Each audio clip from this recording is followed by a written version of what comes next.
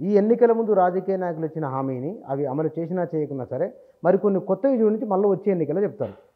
జనం వాటిని విని చప్పట్లు కొట్టి పోతూ ఉంటారు. ఇది మరి జనానికి పట్టించుకోనితనమా? అంటే వాళ్ళ సైకాలజీ ఏమిటి?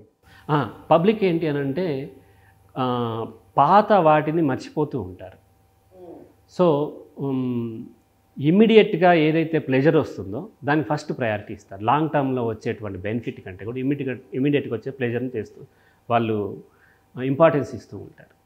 ఎలక్షన్స్ దగ్గరకు వచ్చేసరికి ఏమవుతుందంటే ప్రజలు ఎవరు ఒకటే ఇక్కడ ఏమైందంటే ఇండియాలో అన్యాయం చేయటము లేకపోతే లంచాలు తీసుకోవటము ఇది నార్మల్ అయిపోయింది.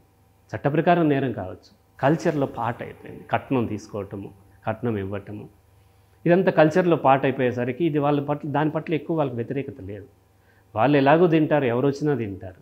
ఇప్పుడు నాకు వస్తే ఇమీడియట్గా ఏమొస్తుంది?